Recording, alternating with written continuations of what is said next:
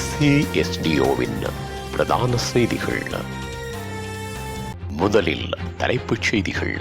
2025 வரும் சொத்து வரி, ஜனாதிபதிக்கு ஆதரவளிக்கும் பிள்ளையான், தன்சலுக்கு சென்ற சிறுமி துஷ்பிரயோகம், மாத்தளை விபத்தில் தாய் மகள் பலி, நாட்டில் டெங்கு நோய் தொடர்பில் சுகாதார அமைச்சு எச்சரிக்கை, அமெரிக்காவில் துப்பாக்கிச் சூடு, 3 உயிரிழப்பு, பலர் காயம். தொடர்பன விரிவான செய்திகள். தாயக செய்திகள்.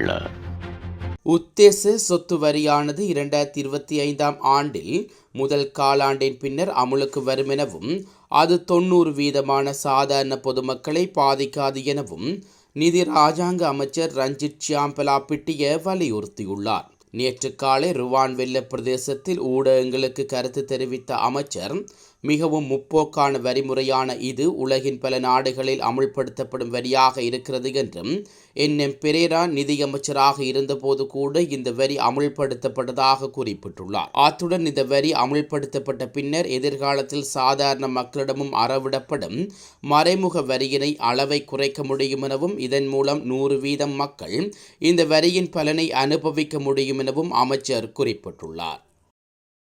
எதிர்வரும் ஜனாதிபதி தேர்தலில் ஜனாதிபதி ரணில் விக்ரமசிங்கவுக்கு தானும் தனது கட்சியும் ஆதரவளிக்க உள்ளதாக தமிழ் மக்கள் விடுதலை புலிகள் கட்சியின் தலைவரும் இராஜாங்க அமைச்சருமான பிள்ளையான் என்று அழைக்கப்படும் சிவநேசன் துரை சந்திரகாந்தன் அறிவித்துள்ளார். ஜனாதிபதி சிவநேசன் துரை சந்திரகாந்தன் மற்றும் அவரது கட்சி உறுப்பினர்களை சந்தித்து கலந்துரையாடியுள்ளார். மட்டக்களப்பில் உள்ள அவர்களின் கட்சியின் தலைமையகத்தில் இந்த சந்திப்பு நடைபெற்றது. இதன்போதே தமிழ் மக்கள் விடுதலை புலிகள் கட்சியின் தலைவர் ஜனாதிபதி ரணில் விக்ரமசிங்கவுக்கு தனது ஆதரவை தெரிவித்துள்ளார்.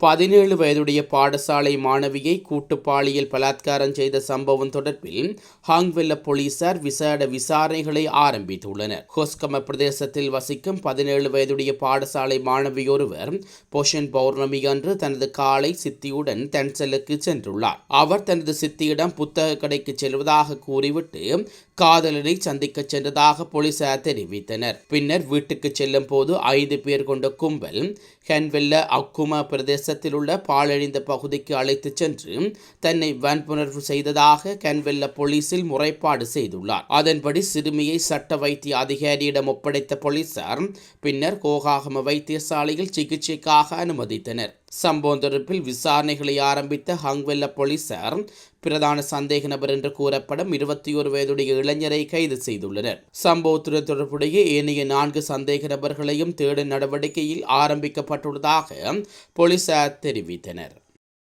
மாத்தளை பலாபத்வல கிருளகம பிரதேசத்தில் முச்சக்கர வண்டியுடன் பஸ் மோதிய விபத்தில் ஒரே குடும்பத்தைச் சேர்ந்த தாயும் மகளும் உயிரிழந்துள்ளனர். வத்தேகமவிலிருந்து அனுராதபுரம் நோக்கி பயணித்த முச்சக்கர வண்டி தம்புள்ளையிலிருந்து கேண்டி நோக்கி பயணித்த பேருந்துடன் நேருக்கு நேர் மோதி விபத்துக்குள்ளானது.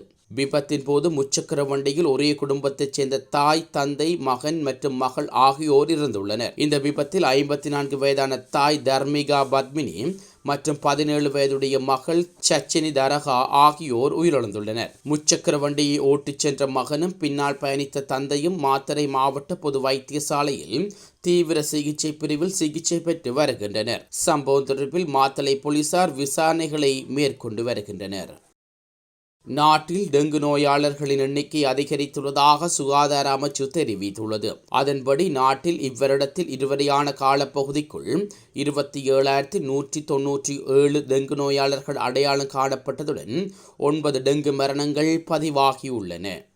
உலகச் செய்திகள்.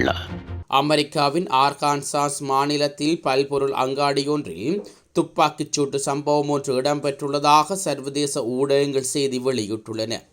இந்த சம்பவத்தின் போது 3 உயிரிழந்ததுடன் 2 காவல்துறையினர் உட்பட 10 பொதுமக்கள் காயமடைந்துள்ளதாக தெரிவிக்கப்படுகிறது.